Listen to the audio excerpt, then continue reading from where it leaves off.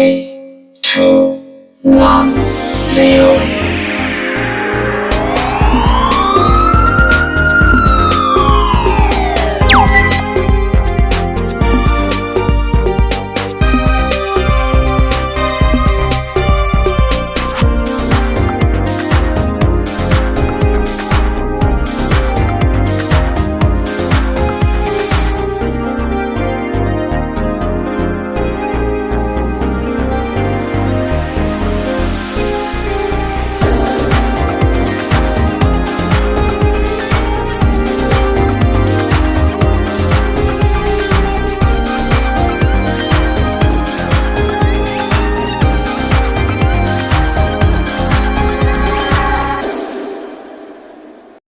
Subhanalladzi sakhkhara lana hadza wa ma kunna lahu muqrinin wa inna ila rabbina lamunqalibun. Rabbana taqabbal minna innaka antas samiul alim wa tub alaina innaka antat tawwabur rahim. Alhamdulillahi rabbil alamin.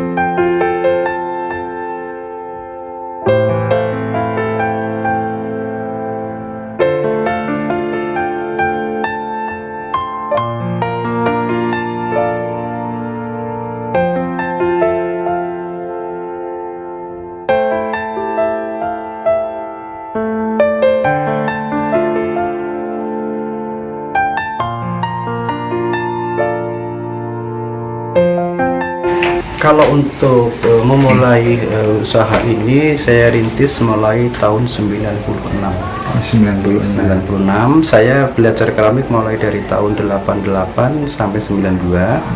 Ya, setelah itu saya istirahat sejenak ya untuk apa namanya memperdalam sendiri ya, tentunya setelah melalui pendidikan. Nah 96 baru terrealisasi saya untuk membangun sendiri studio gitu. Waktu itu masih di Jakarta Barat ya. Memang butuh perjuangan yang sangat panjang gitu ya. Sampai saat ini alhamdulillah saya masih bisa berdiri, bahkan alhamdulillah juga ya sudah menghasilkan lumayan bagus ya dari usaha yang saya rintis ini. Tentunya ini berawal dari sebuah hobi ya.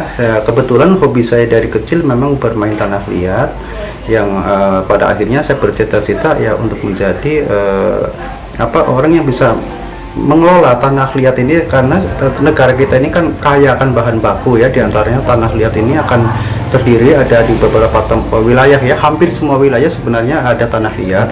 Hanya kemanfaatannya ini masih terbatas sekali orang yang mengerti. Untuk itulah saya juga tergerak untuk mendalami lebih jauh kayak gitu. Nah, alhamdulillah sampai saat ini ya memang tanah liat itu luar biasa ya kemanfaatannya, khususnya untuk kerajinan keramik ya. Jadi tanah liat ini yang bisa dibentuk berbagai bentuk dan keperluan ya. Diantaranya kalau misalnya untuk kebutuhan rumah tangga seperti gelas, piring, mangkok dan sebagainya, untuk barang pakai, untuk barang hias seperti lampu gantung, lampu dinding, bahkan wastafel ya, bahkan untuk mosaik untuk dinding, itu semua sudah saya buat dengan tanah liat tersebut.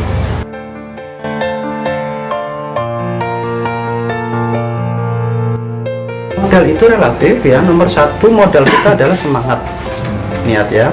Satu, semangat. Kedua, adapun alat yang kita pergunakan sesungguhnya itu tidak harus yang modern ya. Dengan seperti yang Bapak lihat di depan ini adalah ini alat pembuatan yang sangat sederhana, yang semua tukang kayu pasti bisa membuat ya. Dibuat sendiri Ya. Dan alat ini tapi bisa mencetak hasil yang bernilai ratusan juta, bahkan mungkin yang miliaran bagaimana kita marketnya kan gitu ya. Ini hal yang termahal di dalam dunia keramik ya, ini adalah di bagian pembakaran tunggu ya. ya, karena ini kita bermain dengan bahan-bahan yang tahan api untuk temperatur 1200 derajat Celcius. Kenapa untuk mencapai seperti itu? Karena saya ini membuat keramik bukan gerabah. Jadi gitu ya. Jadi saya ibaratnya membidik kalangan yang menengah ke atas ya. Jadi kualitasnya memang untuk internasional gitu ya yang saya pakai. Nah, mahalnya di sini kenapa? Kita ada beberapa diantaranya ya, ada plat yang untuk menyusun barang saat sedang dibakar, dan itu juga butuh bahan-bahan yang tahan panas tinggi. Ya di situ yang kosnya lumayan. Ada set termopapel disebut yang untuk mengukur suhu pada saat pembakaran, untuk menentukan suhu itu berapa tercapainya, dan gitu patokannya. Itu aja. Tapi kalau menurut saya ya kembali ke masalah modal, nomor satu yang penting tempat juga nggak perlu besar-besar seperti yang Bapak lihat sekarang. Cukup segini aja sudah cukup ya kita untuk membuka wirausaha membuat kerajinan keramik.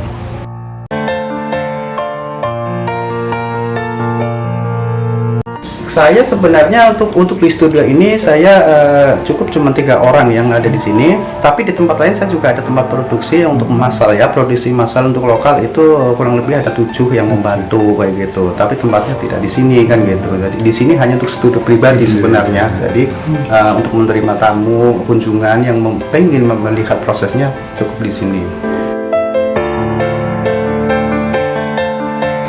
Kesulitan juga pasti ada ya. Di antaranya saya seringkali menemui kesulitan di dalam bahan baku, pada khususnya dalam musim hujan ya. Karena ini kan misalnya kepada pengeringan persoalannya gitu ya. Saat bahan baku saya kurang siap oleh karena penghambatan pengeringan oleh karena cuaca gitu, maka dipastikan itu kan juga akan ada keterlambatan untuk mencapai target ya yang dijadwalkan itu. Nah itu diantara kesulitannya.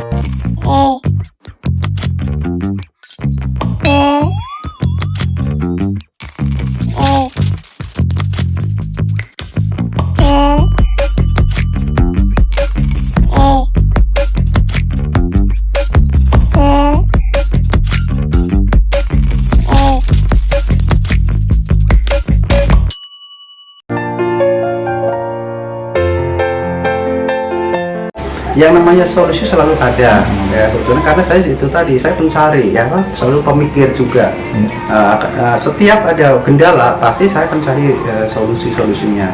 Nah, untuk solusi mengenai keterlambatan pengeringan bahan baku yang selama ini saya misalnya mengandalkan panas matahari atau karena cuaca hujan kan nggak mungkin, matahari jarang, maka saya siasatin dengan bikin plat-plat gipsum. Gipsum itu kan menyerap air. Nah, cairan itu saya taruh di atas gipsum, maka dia jauh lebih cepat daripada panas matahari. Itu yang saya ketemukan, dan itu luar biasa. Hasilnya jauh lebih banyak.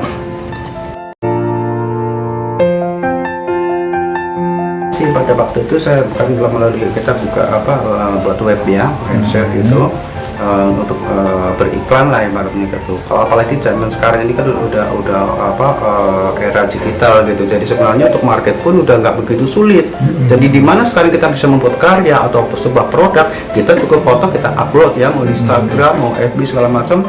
Ya, disitulah kita menjaring konsumen.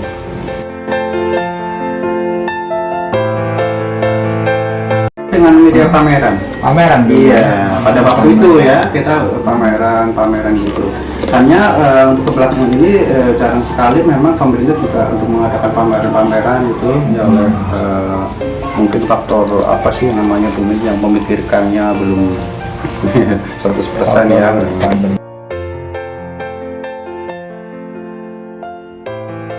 Jepang, Taiwan, Hong Kong, Singapura, Taiwan kalau salah ya. Ya, pokoknya ada 5 negara yang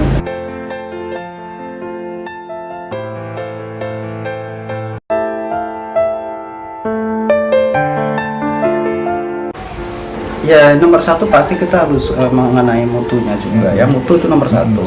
Kualitas barang kita ya, itu tadi jadi temperatur yang saya pakai juga kenapa mencapai 1200 itu adalah temperatur yang udah tingkat internasional ya, standar internasional 1200 derajat. 1200 derajat. Nah, kenapa harus segitu? Pada saat 1200 derajat minimalnya atau lebih gitu, itu sudah aman dipakai untuk perangkat minum, makan, itu udah aman. Di bawah itu kita masih belum berani, karena apa? Itu racun itu masih bisa bereaksi. Gitu.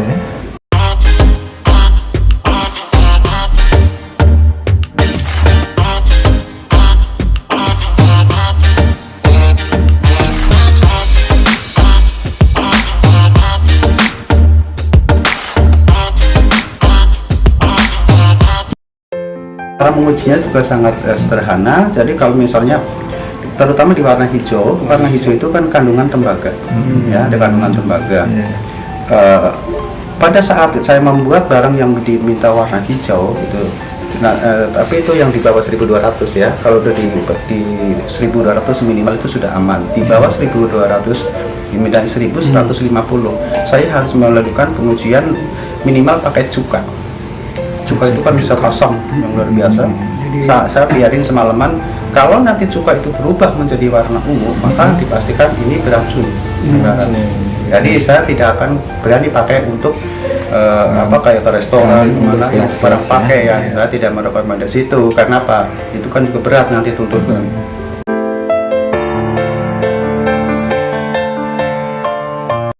Kalau keawetan yang namanya sih barang keramik ya, minimal kalau udah 1200 ini tanah liat ini sudah berubah menjadi batu, maka sebutan dalam keramik ini untuk tempat ini kan stumber kan gitu ya kan gitu. Jadi kecuali tidak jatuh aja kayak gitu ya. Kalau jatuh udah pasti namanya barang pecah belah aja percaya. Tapi kalau untuk itu ketahanan dia pakai ratusan tahun ya gitu. Dia tidak ada ini.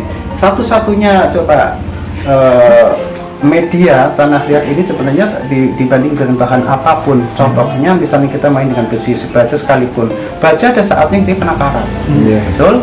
Maka cat nempel di baja sebagus apapun, kalau catnya bajanya berkarat maka catnya pasti rusak. Cat dilapiskan ke kayu, sekuat apapun kayu, ujung-ujungnya 50 tahun 60 tahun dia ada lapuk, rusak juga. Tapi cobalah dicat ini keramik. Keramik ini tidak kena lapuk dan tidak kena ini.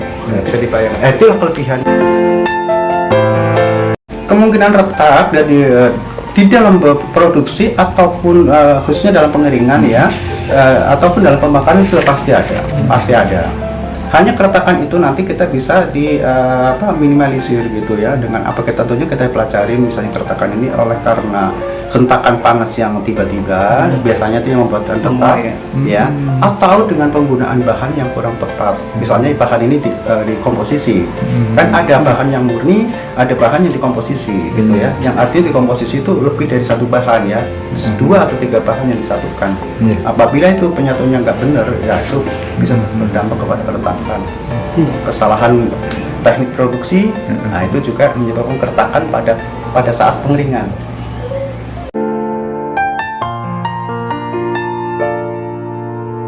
Kalau jenis tanah yang selama ini saya pakai untuk wilayah Jawa Barat ya, Jabodetabek khususnya, untuk yang mencapai 1.200 ya baru ada di Sukabumi ya, Sukabumi untuk wilayah Jawa Barat. Tapi kalau untuk wilayah-wilayah yang lain, Jawa Tengah juga ada, cuman karena kita kan yang terdekat ya Sukabumi. Paling bagus kualitasnya. Iya, itu sudah internasional karena itu yang dipakai industri besar seperti Surya Toto, KIA ini pembuat ubi. Itu satu jenis dengan tanah yang saya pakai, satu lokasi. Itu tanah murni. Murni tanpa campuran apapun. Gitu. Tapi juga ada bahan yang harus dicampurkan ke bodi. Apa campuran untuk bodi itu? Sebagai penguat, tapi khusus hanya untuk barang-barang yang besar. Barang-barang besar yang kategori diameter 30, tinggi 40 itu sudah mulai kategori besar, maka diwajibkan untuk memakai tulang tambahan ya. Tulang dalam ini bukan tulang ini, tapi adalah penguat lah ya, bisa dengan pasir kuarsa. Untuk pembentukan aja itu kan kita bisa, kalau untuk membentuk ini kan kita cepat ya, paling dalam waktu paling maksimum 5 atau selama-lamanya 10 menit kita sudah jadi ya. Setelah ini kan kita ada proses lanjutan, dikeringkan, nanti ada pembubutan bagian bawah itu untuk pembentukan kaki ya. Setelah itu langsung dikasih ornamen, baru pengeringan. Setelah pengeringan masuk pemekaran pertama, keluarkan lagi, diglasir, masuk putaran kedua, keluar, itulah siap dipasarkan. Jadi setidaknya prosesnya itu butuh waktu minimalnya itu 4-5 hari. 4-5 hari. Betul, untuk proses dari pembuatan sampai barang ini siap dipasarkan. Saya akan jelaskan mengenai, karena ini ada pun teknik pembuatan keramik ini sebenarnya tadi kan sudah ada beberapa macam yang sudah saya sebut ya. Saya akan ulang lagi, diantaranya nomor 1 karena ini adalah inian saya memang di sini paknya ya, khususnya saya di sini adalah meja putar. Nah, tapi di luar meja putar juga ada, apabila produknya itu massal maka saya akan buat cetakan bahan dari gipsum. Saya cuma punya 1 master, saya buat cetakannya, maka kalau cetakannya pun saya siapkan 20 atau 30 biji sehari, bisa mencetak 200 sekaligus dengan ukuran dan bentuk yang sama. Hanya butuh waktu dalam pembuatan master. Yang kedua ada sistem slab. Slab itu adalah lempengan yang nanti di roll, itu biasanya untuk yang bentuk segi empat yang bersudut ya, yang bersudut itu gitu. Ada juga cetak namanya pin juga ada. Kalau pinch contohnya misalnya kayak gini, ini pencet kayak ini juga salah satu yang lebih sederhana. Dan ini kelihatannya gampang, ini juga dibutuhkan belajar dan keahlian untuk kita memperoleh instingnya. Dan ini pun kita sudah bisa membuat beberapa barang fungsional, diantaranya misalnya kayak gini tempat sambal. Suka ada di rumah makan. Iya, ini bisa berbentuk kayak kuali, contohnya kayak gini. Ya. Coba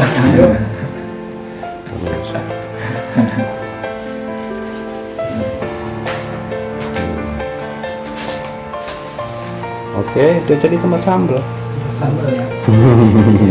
Ya kan? Sambal itu. Nah, saya akan perlihatkan cara penggemblengan ini. Ini cara mengeluarkan udara yang ada yang terjebak di dalam bahan ini. Iya. Iya. Ini proses awalnya.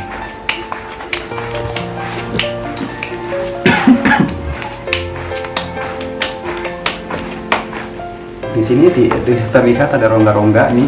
Ini adalah bekas udara-udara yang ada. Nah, sampai nanti ini ketemu seperti ini rata, bahwa ini berarti dipastikan udah padat. Nah, tunjuk seperti ini. Ini udah padat ya. Nah, selanjutnya biasanya saya akan timbang. Timbang itu untuk bisa memudahkan untuk mendapatkan ukuran yang kita tuju ya.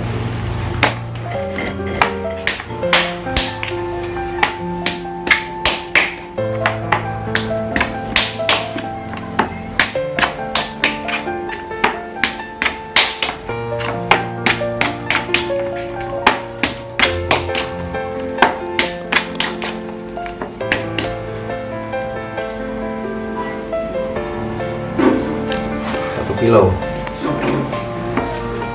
untuk memudahkan center Itu bikin gula. iya.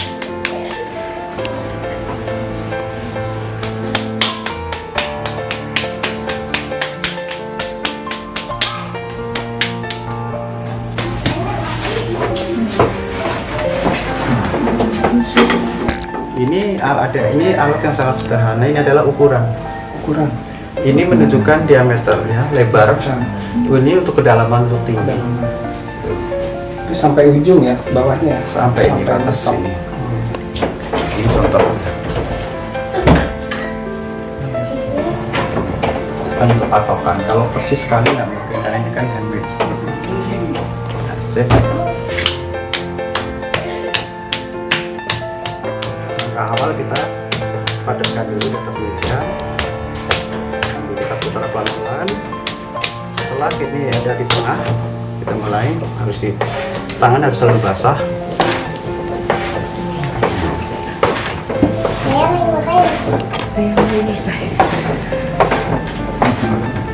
Ini namanya centering ya, centering. Jadi dia harus di tengah kayak ini gitu loh, sampai berasa tidak ada tendangan yang melawan gitu.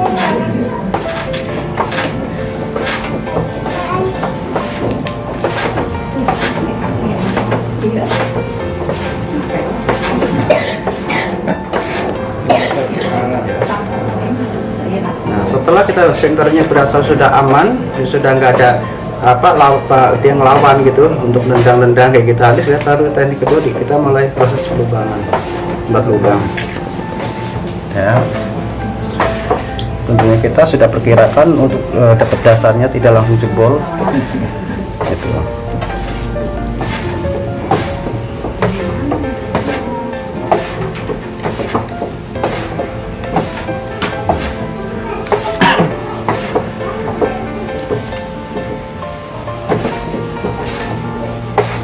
Nah, setelah ini baru siap kita naikkan di dinding.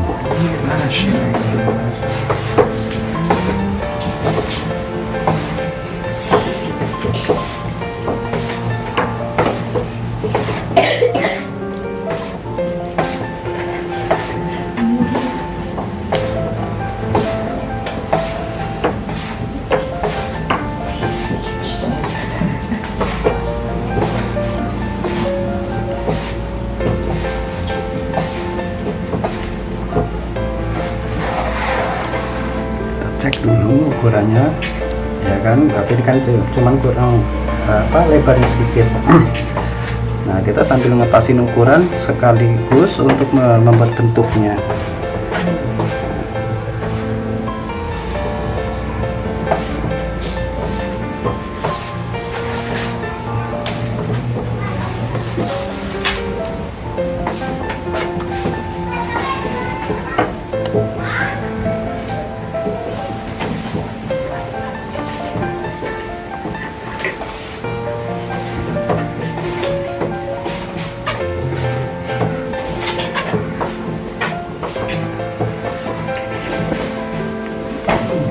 Alat-alat yang saya pergunakan pun sangat sederhana. Ini alatnya ibu-ibu untuk nyedok nasi ya.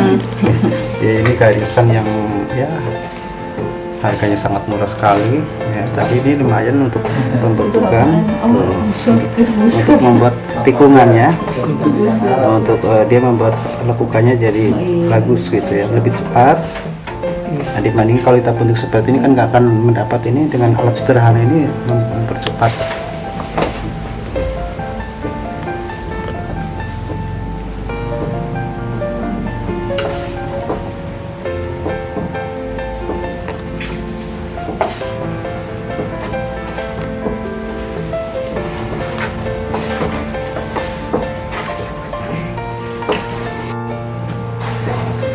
cek ulang dulu ukuran. Oke, tuh, pas ya, tinggi dan ininya sesuai. Tinggal menggunakan bentuknya yang sedikit.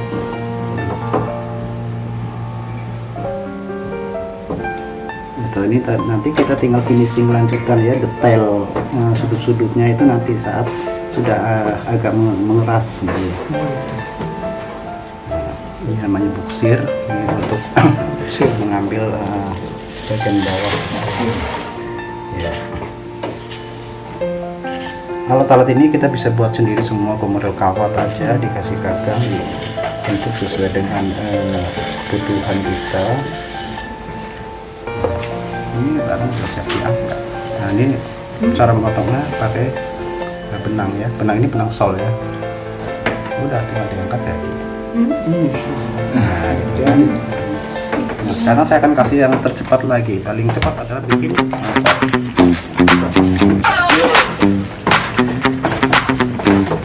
silakan kalau mau dihitung dengan menitan kira-kira berapa menit untuk satu mangkok ini.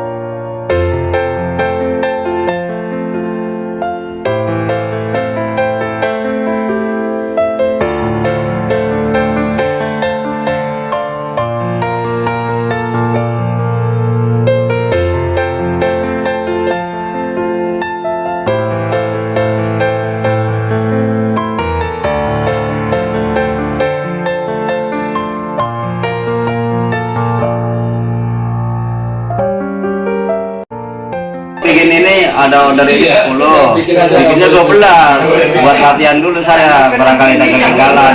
Mungkin dicek sama Bapak ya. Ya, tapi alhamdulillah langsung oke gitu. Berapa lama tadi Pak belajarnya? Nggak bisa. Cuman kalau belajar kayak ini 2 hari. 2 hari. Cuman langsung sambil kerja langsung lancarin lagi. Belum bisa Nunggu kering juga ya. Iya, nunggu 1 hari 1 malam. Model ini kan dapat bikin dari tadi ya, pagi. Besok Besok bisa. Oh iya. Berapa ini? Dikerjakan. 96. Ini maksa ini saya jemur di atas. Tadi ya. Iya. Ini barengan sama ini ya. Iya, Pak. Nah, bawa aja ke atas biar bisa. Kenapa nggak langsung dijemur ke atas semua gitu Pak? Ribet ya, repot. Iya, maksudnya kalau untuk dijemur langsung matahari pada pecah, pada retak.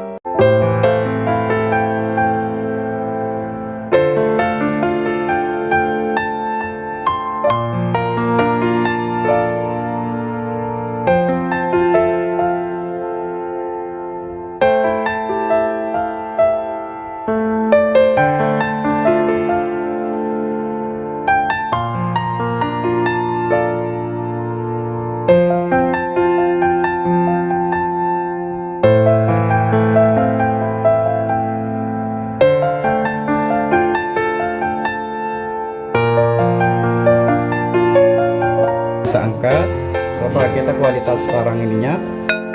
Oh, ya, dari bunyinya beda kan? Buat alat makan ya? Kali ini pot. Pot.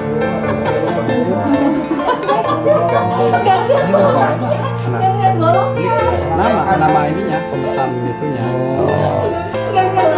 Ini ekspor juga Pak? baru mau kalau ini, tapi ini untuk lokal aja masih keteteran ya. Jadi tapi Singapura udah minta gitu. Cuman kita karena keterbatasan itu tadi. Ini ada berapa biji, Pak? Oh banyak ini, Mbak. Ini semua 100 ada ini. Mungkin. Itu yang gantung nanti ada tambangnya. Handmade semua ya? Iya. Coba dari tanah liat ya itu. Iya, iya, Orang-orang iya, merasa semua kotor jangan kotor kayak gitu. Cacinya kayak gitu. Justru dari kotor itulah yang bisa menghasilkan. Nah ibu sini mau ngelebih supaya biar empuk biar ngapain? Nggak ada pakai tanah ini, Pak.